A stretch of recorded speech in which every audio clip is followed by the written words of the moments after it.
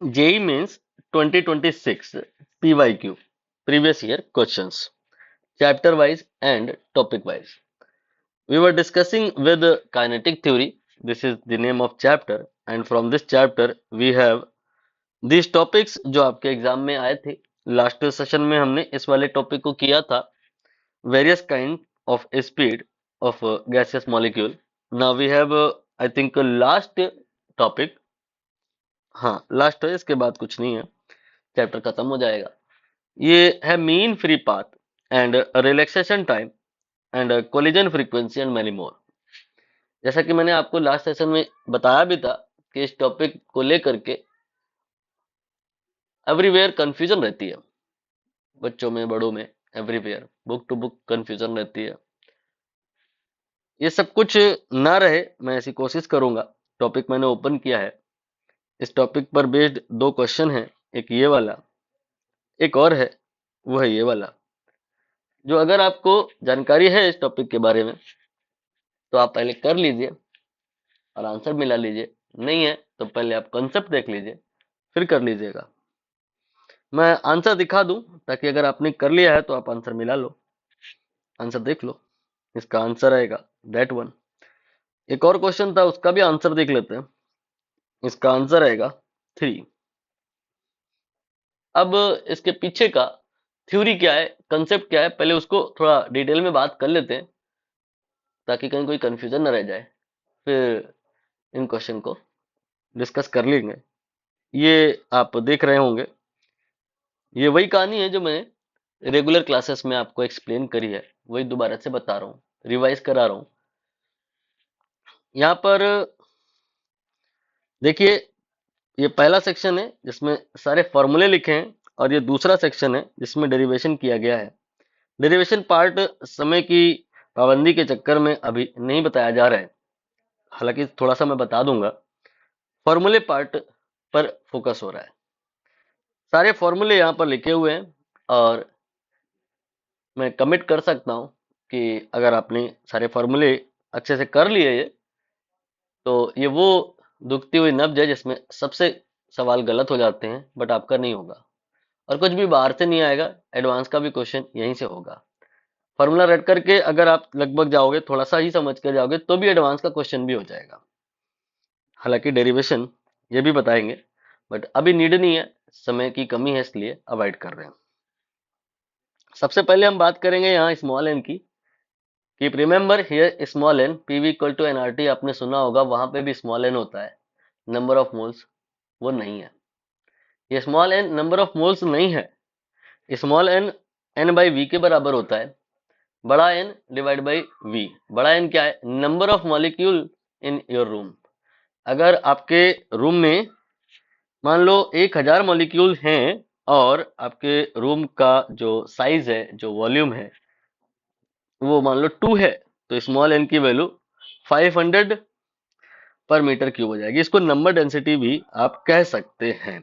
ऐसा ही मिलता जुलता आपने एन एक और जगह निकाला है या फिर निकालेंगे, that was current electricity. Current electricity में आपने आई बराबर एन ई ए डी लिखा था, वहां पे भी एन का लगभग यही सिग्निफिकेंस था, बट दैट टाइम जो गैस थी वो इलेक्ट्रॉन गैस थी. वहां पे मॉलिक्यूल फ्रीली नहीं घूम रहे थे, मॉलिक्यूल्स रैंडमली नहीं घूम रहे थे, वहां पे फ्री इलेक्ट्रॉन्स मोशन में थे, उनका मोशन रैंडम था. तो वहां पे आपने जो नंबर डेंसिटी निकाली थी वो फ्री इलेक्ट्रॉन्स की निकाली थी क्योंकि वही फ्री थे.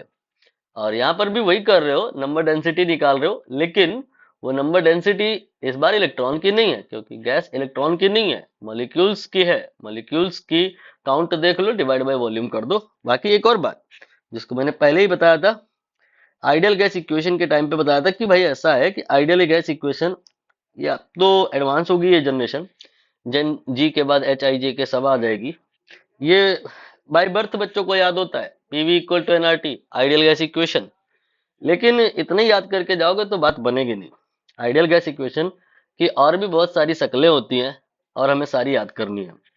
एक दूसरे फॉर्म में मैं लिख रहा हूं, जहां पे एन नहीं लिख रहा हूं, छोटा एन नहीं लिख रहा हूं, बड़ा एन लिख रहा हूं, तो आर नहीं लिख रहा हूं, के लिख रहा हूं. पीवी बराबर एन के टी मैंने लिखा, ये भी आइडियल गैस इक्वेशन ही है. बस अंतर ये है कि यहाँ पे एन नंबर ऑफ मोल्स नहीं है, एन का मतलब यहाँ पे नंबर ऑफ टोटल मॉलिक्यूल्स हैं, और ये के गैस कांस्टेंट नहीं है, वो तो ये है कि बोल्टमैन कांस्टेंट है। अगर आपको ये बात समझ में आएगी तो फ्यूचर में आप आर और के को रिलेट भी कर पाओगे। आर और के डायमेंशनली और यूनिट वाइज तो बराबर होते हैं, न्यूमेरिकल वैल्यू में थोड़ा अंतर होता है। ये सारी चीजें लेटर ऑन आपको समझ आ जाएंगी। फिलहाल आइडियल गैस इक्वेशन की एक और फॉर्म में लिख देता हूँ, हालांकि यहाँ पे नीड नहीं लग रही है मुझे। P rho equal to P M upon R T, या P by rho equal to R T by M. ये भी आइडियल गैस इक्वेशन की ही फॉर्मेट है। हमारा यहाँ पर कंसर्न सिर्फ पीवी बराबर एनकेटी से है, और यहां से अगर आप एन निकालो, पी निकालो, और सॉरी एन बाई वी निकालो, तो समझ जाओगे कि ये पी बाई के टी होगा। ये पी बाई के टी लिखा है। एक्चुअली होने क्या वाला है कि अभी थोड़ी देर में सारे फॉर्मूले आने वाले हैं, उसमें कहीं भी पी और टी नहीं रहेगा, और बाहर की दुनिया में से जो चीजें हम देखते हैं, किसी कंटेनर में जब गैस होती है तो उसका प्रेशर देखते हैं, उसका टेम्परेचर देखते हैं, और अभी हम जो फॉर्मूले लिखेंगे उसमें हर जगह स्मॉल एन आएगा। ये स्मॉल एन बाहर की दुनिया में नहीं, माइक्रो पैरामीटर है। हमें जरूरत पड़ेगी लेटर ऑन पी और टी से रिलेट करने की, तो फिर ये कहानी काम आएगी। मतलब हम सारे फॉर्मूले स्मॉल एन के टर्म्स में बनाएंगे, और कभी किसी क्वेश्चन में प्रेशर और टेम्परेचर से अगर कहा जाएगा कि रिलेट करो चीजों को, तो तुम स्मॉल एन की जगह लेटर ऑन पी बाई के टी रख देना। आगे बढ़ जाते हैं। ये अगला फॉर्मूला है, ये मीन फ्री पाथ का है। मीन फ्री पाथ क्या होता है कि भैया एक मॉलिक्यूल है, हाँ जी है, और अब ये मॉलिक्यूल क्या है कि आगे जा रहा है, जाने दो, और आगे जाकर के कोलाइड करेगा किसी न किसी से, कभी ना कभी। तो जब वो आगे जाके कोलाइड करेगा तो उसका जो नेक्स्ट कोलिजन होगा, मतलब अभी अभी ये किसी से कोलाइड किया यहीं पे, और टी बराबर 0 से ये स्टार्ट किया, कितनी वेलोसिटी से, वी नॉट या वी बार की वेलोसिटी से स्टार्ट किया, और ये जा रहा है और इसको जाके हिट करेगा। नेक्स्ट कोलिजन इसका जितनी डिस्टेंस चलने के बाद होगा वही उसका मीन फ्री पाथ होता है, और ये मीन फ्री पाथ का फॉर्मूला लिखा हुआ है, जिसे निकालना मुश्किल नहीं है। याद करना मुश्किल है, याद करना मुश्किल है, लेकिन निकालना मुश्किल नहीं है। थोड़ा सा मैं आपको हिंट कर दूं, आप यहाँ पे स्मॉल एन को अभी कहते क्या कहते हैं कि नंबर ऑफ मॉलिक्यूल पर यूनिट वॉल्यूम होता है, यानी कि नंबर ऑफ मॉलिक्यूल निकालने के लिए स्मॉल एन में वॉल्यूम मल्टीप्लाई करना पड़ेगा। अब चूंकि हम जस्ट नेक्स्ट कोलिजन देख रहे हैं, इसका मतलब इस दरमियान कोई दूसरा मॉलिक्यूल बीच में नहीं आ सकता। Successive collision, successive keyword implies that कि यहां पर बहुत डिटेल में मैं नहीं जा रहा हूं, जो कोलिजन ट्यूब बनेगी या जो कोलिजन सिलेंडर बनेगा, कोई दूसरा मॉलिक्यूल बीच में नहीं आ सकता, क्योंकि अगर आ गया तो यहाँ पे जो बी से ए का कोलिजन होगा वो नेक्स्ट कोलिजन नहीं होगा, वो नेक्स्ट टू नेक्स्ट हो जाएगा। तो आप समझ गए होंगे कि इस कोलिजन ट्यूब में कोई दूसरा मॉलिक्यूल नहीं आ सकता, इसका मतलब नंबर ऑफ मॉलिक्यूल्स इस ट्यूब में एक ही है। For the calculation purpose of the lambda या मीन फ्री पाथ या रिलैक्सेशन टाइम, कोलिजन ट्यूब के अंदर आपने एक ही मॉलिक्यूल मानना है। एन को 1 मान लिया, और अब इस 1 को यहाँ पे रख दो। ये हमने एन को यहाँ 1 रख दिया, और स्मॉल एन ऐसे ही रहने दो। वॉल्यूम कितना आएगा, ये डिस्टेंस एंड ये आपका एरिया, ये एरिया पाई डी स्क्वायर होगा। मैं और डिटेल में अब नहीं जाना, सही समझ रहा हूं, नहीं तो फिर मुझे बताना पड़ेगा कि ये वाली कहानी का मतलब इस वाली कहानी से क्लियर हो जाएगा। अगर आपको फुर्सत है तो इसका आप स्क्रीनशॉट लेके आराम से समझना। इसमें बताया गया है कि ये मॉलिक्यूल जा रहा है, तो इनसे इनसे कोलिजन तो होगा ही, लेकिन जिनसे जिनसे कट हो गया है, अगर ये ऐसे आगे जाए तो इनको नहीं छुएगा, इनको नहीं टच करेगा, इनसे कोलिजन नहीं होगा। तो ये वाला जो मॉलिक्यूल है ये उस थ्रेशोल्ड पे है जिसके पहले के मॉलिक्यूल से डेफिनेटली कोलिजन होना है, बाद वाले से नहीं होना है। तो कोलिजन ट्यूब बनाने के लिए हमको इस मॉलिक्यूल और इस मॉलिक्यूल के सेंटर को लेना पड़ेगा, और ये वाली डिस्टेंस इस मॉलिक्यूल के या इस मॉलिक्यूल के रेडियस के नहीं, डाया के बराबर होगी। तो कोलिजन ट्यूब का जो रेडियस होता है वो मॉलिक्यूल के रेडियस के नहीं डाया के बराबर होता है। इस हिसाब से यहाँ पे ये पाई डी स्क्वायर आएगा। ठीक है, अब इसके बाद में यहां से हम यानी डिस्टेंस को कंसीडर करेंगे, लैम्डा से मल्टीप्लाई करेंगे और देखेंगे क्या कि लैम्डा आ रहा है आपका 1/पाई डी स्क्वायर एन। आप बोलोगे सर ऐसा है, ये फॉर्मूला देख लो और ये देख लो, इनमें तो अंतर है। हम कहेंगे वो तो होना ही है, आपने क्या किया, इस मॉलिक्यूल को रेस्ट में माना और इसको आगे चलवा दिया, जाके इससे टकरा गया। फॉर दैट सिचुएशन ये बिल्कुल सही है, but in reality in practice ऐसा होता नहीं है। आपके रूम में जो दूसरा मॉलिक्यूल होता है वो रुका हुआ नहीं होता। हाँ, अगर आप इसके फ्रेम में इसको देखेंगे तो वो रुका हुआ था। इसका मतलब हमें यहाँ पर रिलेटिव मोशन का भी कंसेप्ट अप्लाई करना पड़ेगा, और वो जब अप्लाई किया जाता है, अगेन मैं उतनी डिटेल में नहीं जा रहा हूँ, तो एक एक्स्ट्रा फैक्टर √2 वाला यहाँ पे आता है। रेफरेंस के लिए मैंने आपको थोड़ा थोड़ा बताया ताकि आप भूलें नहीं। बाकी कुछ लोग तो बहुत सुपर होते हैं, बहुत जबरदस्त होते हैं, ज्यादा न समझ आए तो भी सब रट लेते हैं। अगर आप भी ऐसा कर सकते हैं तो बड़ी अच्छी बात है। नाउ इसके बाद में लैम्डा तुम निकाल लिए हो, हमें निकालना होगा relaxation time. What is that? जितनी देर इसने रिलैक्स किया, मतलब ज्यादा दिन इसको आराम नहीं मिलनी है। 4 दिन की चांदनी है, अभी ये जा रहा है, टकरा नहीं रहा है। अब बी से टकराया, फिर थोड़ी देर ये इंजॉय करेगा, फिर थोड़ी देर बाद जाके टकराएगा, फिर थोड़ी देर इंजॉय करेगा, फिर जाके टकराएगा। तो बिटवीन टू सक्सेसिव कोलिजन ये आजादी के साथ घूम पा रहा है, इंजॉय कर पा रहा है, किसी से इसका कोलिजन नहीं हो रहा है, कोई डिफिकल्टी नहीं है इसको, तो कोई उलझन नहीं है। इसको कहते हैं रिलैक्सेशन टाइम। वो रिलैक्सेशन टाइम कैसे मिलेगा? सिंपल सी बात है, ए से बी तक चलने में जितना समय लगा वही निकालो, टाइम निकालो। टाइम बराबर होता है distance upon speed, mean free path lambda upon speed. ये वाली वैल्यू यहाँ रख दी, देखो आंसर आ गया। One more thing here we have to keep in mind कि यहाँ पर जो v होता है वो आरएमएस स्पीड नहीं होता है। मैंने आपको जब वेरियस काइंड ऑफ स्पीड वाला सेक्शन बताया था, कहा था कि स्पीड बहुत टाइप की होती है। किसी एक मॉलिक्यूल की स्पीड, दूसरे मॉलिक्यूल की स्पीड, तीसरे मॉलिक्यूल की, सबकी बराबर बराबर तो होती नहीं। फिर भी कोई जोर जबरदस्ती आपसे कर रहा है कि नहीं एक common speed for all molecules बताइए। आप कहोगे नहीं बता सकते सर, सबकी स्पीड अलग अलग होती है। फिर भी कोई पूछ रहा नहीं बताइए, तो आप उससे पूछोगे कि आपका पर्पस क्या है। अगर आपका पर्पस एनर्जी निकालना है तो आप बोलोगे हर मॉलिक्यूल की एक कॉमन स्पीड हो सकती है, उसको हम आरएमएस स्पीड कहते हैं। बट हियर अगर आपका पर्पस मीन फ्री पाथ या रिलैक्सेशन टाइम निकालना है तो हर मॉलिक्यूल की कॉमन स्पीड हो सकती है, लेकिन फिर उसे हम आरएमएस स्पीड नहीं कहेंगे, उसे हम एवरेज स्पीड कहेंगे। तो ये एवरेज स्पीड है, ना कि आरएमएस स्पीड। ना इसके बाद में आगे की बात तो दुनिया में सारे ही लोग जानते हैं कि टाइम पीरियड तुम निकाल लिए हो और उसका उल्टा कर देंगे तो फ्रीक्वेंसी आ जाएगा। What do you mean by frequency?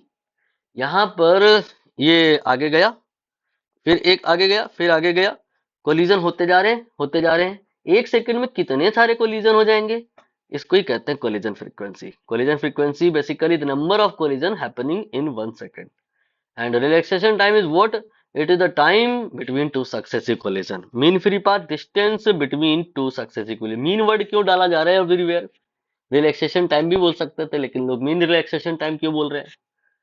लोग फ्री पाथ की जगह मीन फ्री पाथ क्यों बोले? दरअसल हर अगला कोलिजन जरूरी नहीं कि वही 1-1 मीटर, अगर रिलैक्सेशन टाइम है तो हर बार 1-1 मीटर ही आए। अगला कोलिजन हो सकता है थोड़ा जल्दी हो जाए और अगला कोलिजन थोड़ा लेट हो जाए। तो between each to successive collision time या डिस्टेंस बराबर बराबर नहीं होती, इवन स्पीड ही नहीं बराबर होती है मॉलिक्यूल की। तो यहाँ पर हर चीज के पहले मीन लगा देना ज्यादा वैल्यूएबल रहता है, ताकि वो value commonly for whole of the system assume करी जा सके। तो ये सारा कुछ थ्योरी के हो गया। अब हम क्वेश्चन पर आएंगे। पहले आई विल रिकमेंड कि इसको करें आप, मैं आपकी मदद करता हूं, क्वेश्चन एक्सप्लेन करता हूं कि मीन फ्री पाथ हमें बताना है। एक मॉलिक्यूल है उसका डायमीटर गिवन है और टेम्परेचर आपके सिस्टम का वो भी गिवन है, प्रेशर ये भी गिवन है। मीन फ्री पाथ बताना है। मैंने फॉर्मूला भी लिखा था मीन फ्री पाथ का, एक बार मैं फिर से लिखता हूं। Lambda equal to 1/√2 then pi D square and N, ये है आपका फॉर्मूला। इस फॉर्मूले में डिफिकल्टी ये है कि स्मॉल डी तो साफ साफ बता दिया, जो बता दिया वही हम यहाँ रख देंगे। लेकिन n नंबर डेंसिटी के बारे में कुछ बता नहीं रहे यहाँ पे। Number density, how much number of molecules per unit volume are in the question not given to us. तो क्या करें, हमने आपको भी बताया कि स्मॉल n के लिए भी एक फॉर्मूला होता है। क्या होता है? Capital N by B. ये तो होता है, एक और फॉर्मूला होता है जो जो बाहर की दुनिया से दिखने वाले पैरामीटर्स होते हैं उनसे रिलेट होता हुआ फॉर्मूला, प्रेशर और टेम्परेचर से रिलेट होता हुआ formula, that was P upon के टी। अगर हम इसको यहाँ रखें तो एक और फॉर्मूला आएगा, that is √2 then pi D square, और n की जगह मैं P अपॉन के टी रख रहा हूँ। तो फाइनली एक और फॉर्मूला आ गया मीन फ्री पाथ का। और अब इस फॉर्मूले में आपको कुछ नहीं, सिर्फ वैल्यू रखनी है। के की वैल्यू ये रही, रख दिया मैंने। 1.38 इंटू 10 की power -23, and finally temperature 41 degree Celsius है। एंड आई थिंक ये इंटेंशनली ऐसा दिया है। 273 आप जोड़ें 41 में तो कितना आएगा? 4, 3 और एक 4, ठीक है। और 27 4 31 314, ये आ गया आपका केल्विन में टेम्परेचर की वैल्यू। इसके बाद में √2, और इसके बाद में पाई की जगह पे 3.14, and D molecular diameter 5 into 10 की पावर -10, बट स्क्वायर करना पड़ेगा, मैंने कर दिया है।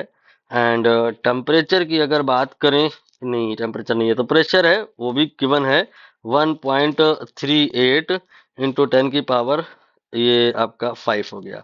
कोई चीज मिस तो नहीं हुई है, मुझे नहीं लग रहा, सब कुछ सही लग रहा है।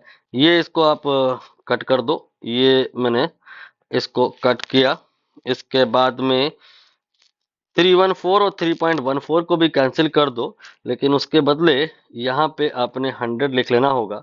और अब यहाँ पर √2 से मुझे लग रहा है अगर ऊपर नीचे मल्टीप्लाई कर दें तो हमारे लिए ज़्यादा सही रहेगा। √2 से यहाँ मल्टीप्लाई करेंगे तो यहाँ पे 2 हो जाएगा, और ये आपका 25 इंटू 2 50 हो जाएगा, और ये 100 है तो कैंसिल होगा तो 2 आएगा, तो 2√2 आएगा, बाकी 10 की पावर में चला जाएगा।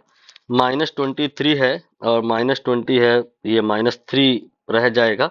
और इसके बाद में ये 5 है, ये आपका ऊपर आएगा माइनस होएगा, -3 -5 -8 हो जाएगा, और ये आपका आ गया final answer lambda.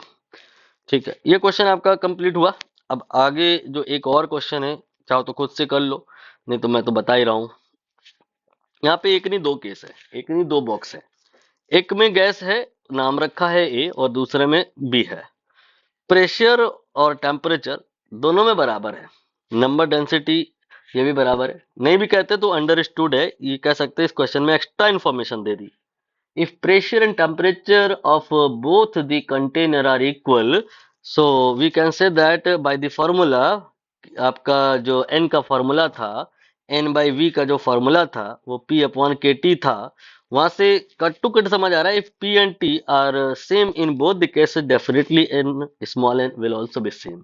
Number density, number may differ depending on the volume of the container, but number density, if pressure and temperature in both the containers are same, number density will also same. तो ये अगर line छिपा भी ली जाए यहाँ तो बात बन जाएगी, एक्स्ट्रा इंफॉर्मेशन है। इसके बाद में कह रहे हैं साइज ए का और बी का ये बराबर नहीं है।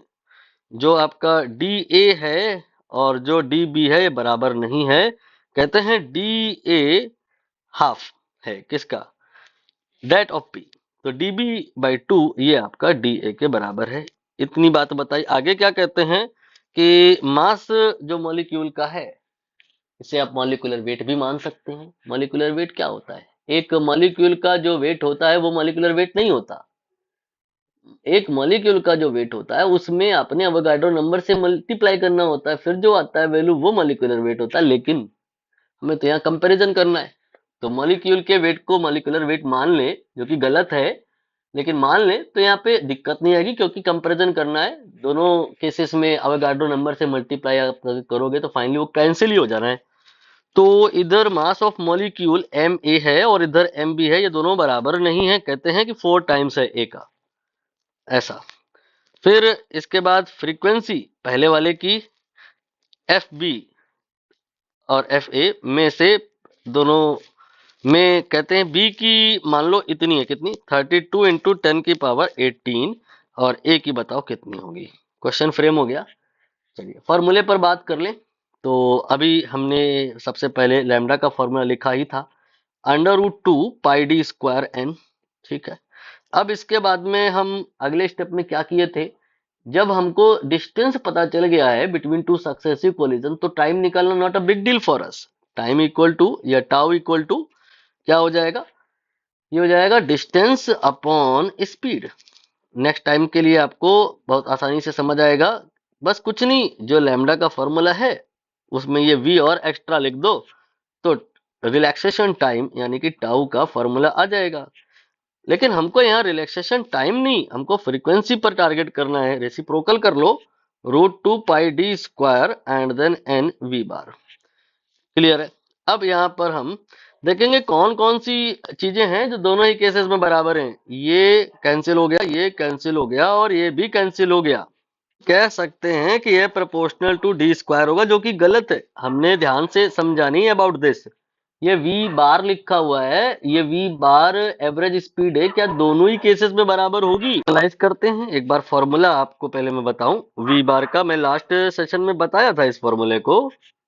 क्या होता है ये, अंडर रूट में 8RT/πm। आप ये जो दो केस एनालाइज कर रहे हो, ध्यान से देखो, क्या दोनों ही केसेस में ये सारे पैरामीटर्स बराबर हैं। दोनों ही केसेस में टेम्परेचर बराबर है, ऐसा क्वेश्चन में कहा है। बट m के बारे में आप क्या कहते हो, molecular weight not equal in both cases, so we cannot say a proportional to d² because v naught here is not same for both the cases। तो अभी आपको करना ये होगा कि ये वाली जो वैल्यू है इसको यहाँ पे रखना पड़ेगा। तो रखने के बाद क्या आएगा, अब चेक कर लेते हैं। तो f आपका आ जाएगा √2 πd², देन अंडर रूट के अंदर 8RT/πm। अब आप फिर से वही करो, जो जो चीजें दोनों केसेस में इक्वल हैं उनको कट करो। ये करो, ये करो, ये करो, ये करो और ये करो और ये करो। फाइनली यू कैन रियलाइज कि f जो होगा डायरेक्टली प्रोपोर्शनल टू d², नहीं d²/√m होगा। अब आप ऐसी परिस्थिति में हैं कि बहुत जल्दी आंसर पाएंगे। इस कहानी को एक बार कॉपी करें आप, जहां पर आपने क्वेश्चन फ्रेम किया था या मॉडल किया था वहां पर ले जाएं। यहाँ पर ले आए हम, और अब हम यहाँ पर इसको हटा देंगे और इस फॉर्मूले को 2 बार लिख करके डिवाइड कर देंगे। तो ये हो जाएगा f1/f2 equal to d1/d2 whole square of that, then under root में m1/m2। यहाँ 1 और 2 नहीं लिखना चाहिए था, मुझे a और b लिखना चाहिए था, बट लिख गया तो लिख गया, काम चला लेंगे, not a big deal. f1/f2 में f1 तो हमें पता लगाना है, f2 हमें पता है। इसके बाद में d1 और d2 में क्या कहते हो कि d1 आपका d2/2 के बराबर है। तो d1/d2 from here we can say ये तो 1/2 आएगा, इसको आप ऐड करेंगे।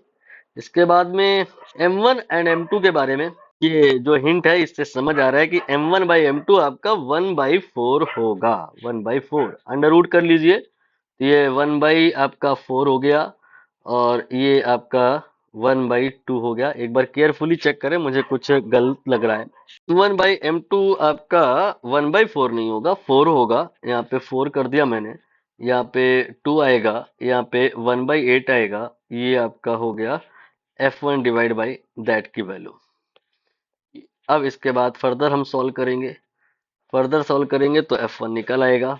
ये जो वैल्यू है डिवाइड बाई 8, यहाँ पर अगर वैल्यू रखें तो ये आ जाएगा 32 इंटू 10⁻18। थोड़ा गलत है यहाँ पे, कोई बात नहीं, भी सही करते हैं। डिवाइडेड बाई 8, तो ये आ जाएगा 4 इंटू 10⁻18। तो यहाँ पे ये जो क्वेश्चन का डेटा दिया है इसके बेसिस पे यही आंसर सही है, बट किसी भी ऑप्शन में ये अवेलेबल नहीं है। तो यहाँ पर तो क्वेश्चन को करेक्ट करना पड़ेगा या तो ऑप्शन को करेक्ट करना पड़ेगा। तो यहाँ पे 8 कर दें या तो यहाँ पे 18 कर दें, तब बात बनेगी। अब प्रैक्टिकलिटी की बात करें तो इतना होता नहीं है कोलिजन फ्रीक्वेंसी। एसटीपी पर या इवन थोड़ा हाई टेम्परेचर पर भी बात करें तो इतनी ज़्यादा फ्रीक्वेंसी नहीं होती है। ये आपका करेक्शन हुआ, यहाँ पे 8 होगा और इसी हिसाब से यहाँ पर करेक्शन करेंगे तो फाइनली इसका सेकंड ऑप्शन बनेगा। उम्मीद कर रहे हैं समझ आ गया होगा। कहीं कोई डाउट रह गया है तो कमेंट सेक्शन आपके लिए ही है। और अगर आप पर्सनली कुछ पूछना चाह रहे हैं तो डिस्क्रिप्शन से नंबर निकाल लो, वहां से टेलीग्राम कर सकते हो, आप व्हाट्सअप कर सकते हो। एक और बात की पिन कमेंट में आपको ये जो सीरीज चल रही है उसका लिंक मिल जाएगा प्लेलिस्ट का, तो उस प्लेलिस्ट में जा करके अगर आप देखोगे तो आपके लिए ज़्यादा हेल्पफुल होगा। रीजन बीइंग वहाँ पे वो वीडियोस भी मिले रहेंगे आपको जो अभी अपलोडेड नहीं है, आई मीन पब्लिक नहीं है, वो सारा आपको वहाँ मिलेगा। आपकी जो वॉचिंग फ्रीक्वेंसी है हो सकता है फास्ट हो compare to uploading. So better कि आप प्लेलिस्ट सीरीज के अंदर जा करके देखिए। ये चैप्टर आपका खत्म हो गया है, आप देख लीजिए कोई भी टॉपिक रह नहीं गया है। और अब आप नए चैप्टर की तरफ मूव करने वाले हैं। New chapter you know better than me, that is oscillation.